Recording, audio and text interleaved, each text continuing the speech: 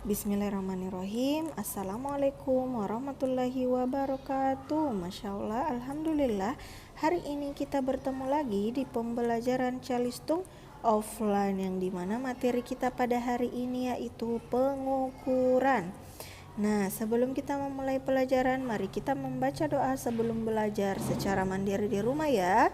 Berdoa dimulai.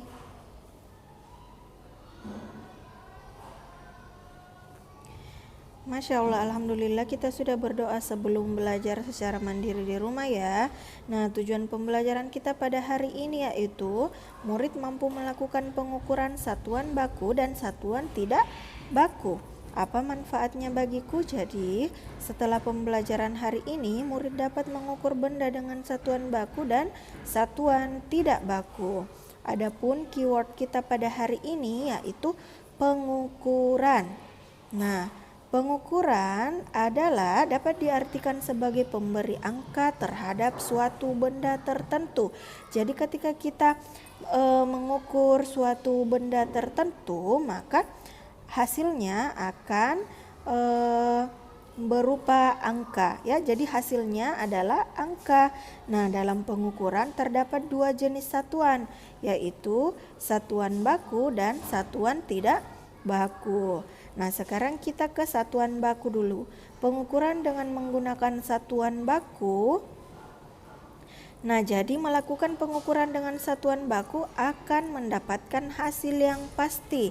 Nah, ketika kita mengukur suatu benda dengan menggunakan satuan baku, maka hasilnya akan pasti. Dan siapapun yang mengukur dengan menggunakan pengukuran satuan baku pasti hasilnya sama ya, karena kita menggunakan alat ukur yang baku seperti penggaris, meteran, timbangan dan sebagainya.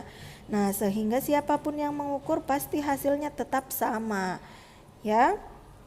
Nah, sedangkan pengukuran satuan tidak baku, pengukuran dengan satuan tidak baku adalah satuan yang menghasilkan nilai ukuran yang berbeda antara satu orang dengan yang lainnya. Nah, kalau yang tadi satuan baku pasti hasilnya sama. Siapapun yang mengukur dengan pengukuran satuan baku pasti hasilnya tetap sama.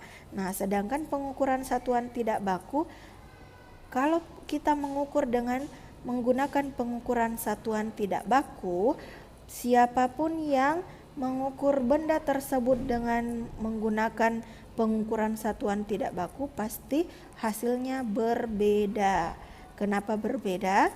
Karena kita mengukur dengan menggunakan anggota tubuh ya, seperti jengkal, hasta, depa, langkah kaki dan telapak kaki. Nah, jengkal, hasta, depa, langkah kaki dan telapak kaki setiap orang itu berbeda-beda. Makanya dikatakan alat ukur pengukuran satuan tidak baku.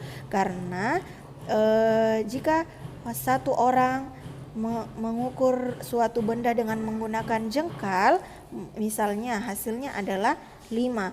Kemudian satu orang lagi mengukur benda yang sama dengan menggunakan alat ukur yang sama seperti jengkal, pasti hasilnya berbeda karena jengkal antara orang yang satu dan yang satunya lagi besar jengkalnya tidak sama ya.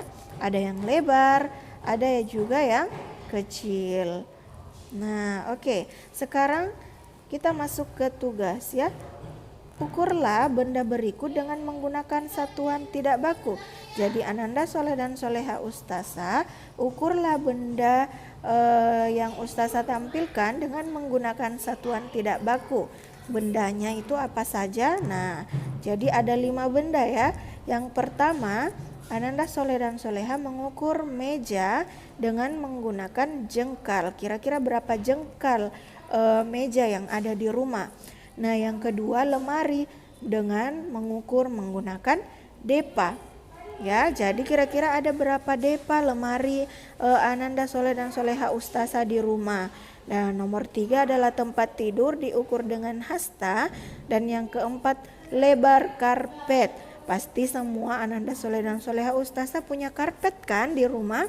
Silakan diukur lebarnya dengan menggunakan langkah kaki.